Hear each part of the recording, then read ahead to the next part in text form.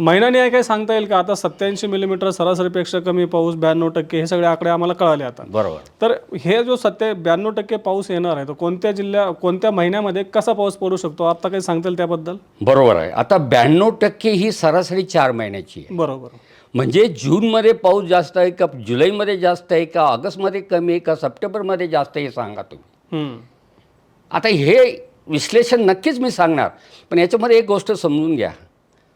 महाराष्ट्राचे 4 भाग आहेत: कोकण, मध्य महाराष्ट्र, मराठवाडा आणि विदर्भ. आणि प्रत्येक महिन्यामध्ये जूनमध्ये काही ठिकाणी पाऊस जास्त पडतो, तर काही ठिकाणी कमी. आपल्या ह्या 4 भागामध्ये. तर हा पाऊस कुठे पाहिजे असं समजा जून महिन्याबद्दल बघितला आपण, तर सगळ्यात कमी पाऊस मराठवाड्यात पडतो. जूनमध्ये मराठवाड्यामध्ये जर पाऊस पाहिला तर सगळ्यात कमी पाऊस मध्य महाराष्ट्र आणि मराठवाड्यात आहे. अच्छा, जून महिन्यामध्ये 10 ते 20 सेंटीमीटर, जास्तीत जास्त 20 सेंटीमीटर, कमीत कमी 10 सेंटीमीटर. मराठवाड्यामध्ये कमीत कमी 14 आणि 14 किंवा 14.5 असा पडतो. आणि सगळ्यात जास्त पाऊस जून महिन्यामध्ये कोकणमध्ये पडतो. जुलैमध्ये जर पाहिलं तर सगळ्यात जास्त पाऊस हा कोकणामध्येच आहे. अच्छा. आणि मग त्याच्या खालोखाल तुम्हाला पाऊस पडतो तो मध्य महाराष्ट्रामध्ये, म्हणजे खानदेशपासून तर कोल्हापूरपर्यंत, सांगली साताऱ्यापर्यंत. आणि तुम्ही ऑगस्टमध्ये पाहिला तर सगळ्यात जास्त पाऊस हा विदर्भात होतो. बरं. कारण परतीचा पावसाला ती सुरुवात होते आणि तो जो रिटर्न मान्सून येतात तो विदर्भात जास्त होतो, म्हणून ऑगस्ट महिन्यामध्ये जास्त पाऊस हा विदर्भात होतो. अच्छा. सप्टेंबरचा विचार केला तर कोकणात जास्त पाऊस होतो आणि सगळ्यात कमी पाऊस हा मध्य महाराष्ट्रात होतो. अच्छा. कारण आपण 4 महिन्याचाच विचार करतो. आता ह्या 4 महिन्यामध्ये प्रत्येक भागामध्ये पाऊस प्रत्येक महिन्यात त्याची सरासरी आहे. मग ह्यावर्षी अवस्था काय आहे? बरोबर. ह्यावर्षी एल निनो आहे. एल निनो असताना पहिला सगळ्यात महत्त्वाचा फॅक्टर एन्सो, म्हणजे एल निनो आहे की ला निना आहे, पहिला फॅक्टर. इंडियन ओशन डायपोल आहे का, तो काय अवस्थेत आहे, बरोबर. हे 2 आहे. आणि MGOचा आता 4 महिने अगोदर सांगता येत नाही. MGO हा त्याची सायकल आहेत 45 ते 60 दिवस, तो कधी येईल तो त्यावेळची गोष्ट. म्हणजे 2 महत्त्वाचे फॅक्टर आहे, इंडियन ओशन डायपोल आणि एल निनो की ला निना. बरोबर. आता तसं म्हटलं तर आजही ला निना काही भागात आहे ला निना, कारण हा महिना एप्रिलचा आहे. पण तो आता ला निनाहून तटस्थ अवस्थेकडे जातो. आपल्याला जून टू सप्टेंबरचं बोलतो आहे आपण. जून आणि जवळजवळ जुलैचा 3रा भाग म्हणजे 20-25 जुलैपर्यंत त्यावेळेस एल निनो तटस्थ आहे. बरं. म्हणजेच काय, पॅसिफिक समुद्राचं पाण्याचं तापमान, पृष्ठभागाच्या पाण्याचं तापमान हे सरासरी इतकंच आहे.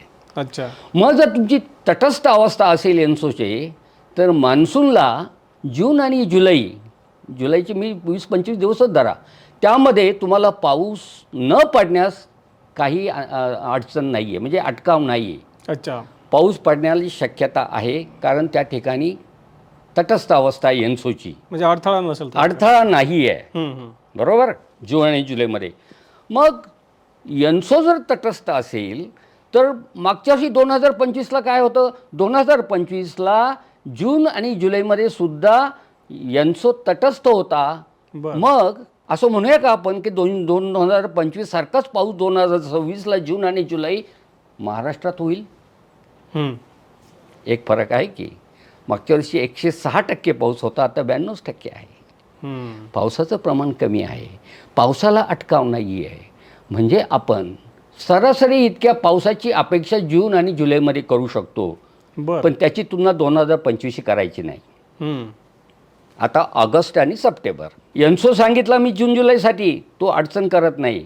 आणि इंडियन ओशन डायपोल तो सुद्धा तटस्थ आहेत, म्हणजे बंगालचा उपसागर आणि अरबी समुद्र दोघांचं तापमान हे सारखं असल्यामुळं पाऊस पडण्यास अटकाव नाही. बरं.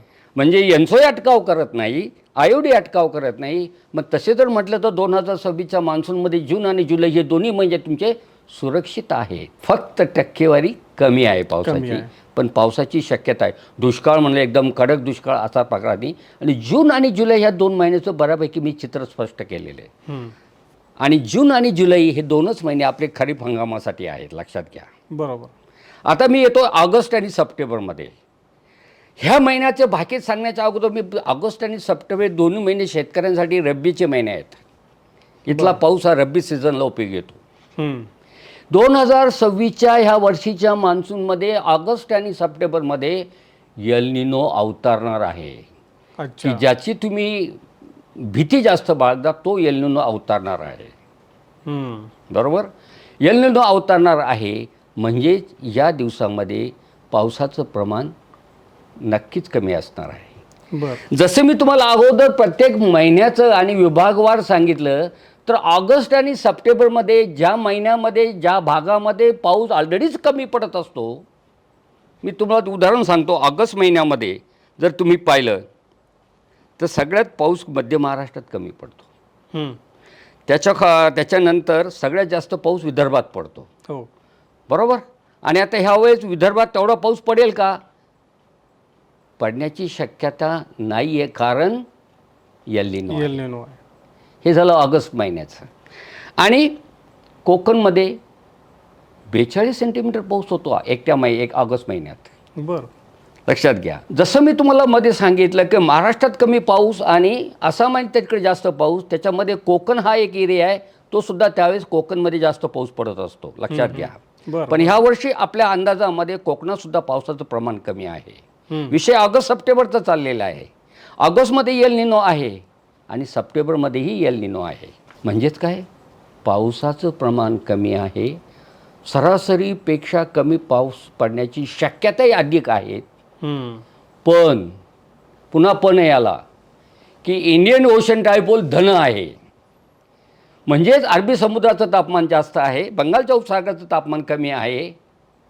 आणि इंडियन ओशन डायपोल जर धन असेल तर भारत देशासाठी तो ला निना असल्यासारखंच आहे, म्हणजे पाऊस पडण्यासाठी सुकाळ करणारी प्रक्रिया आहे.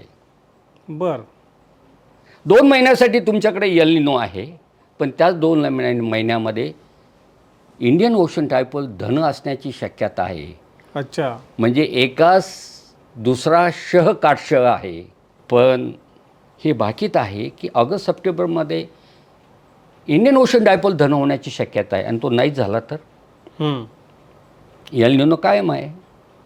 मग त्यावेळेस पावसाची शक्यता कमीच आहे.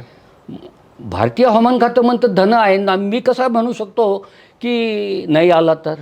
धन असण्याची शक्यता आहे, शेवटी ही शक्यता आहे. मग अशा केसमध्ये तुमचं निष्कर्ष काय निघू शकतो?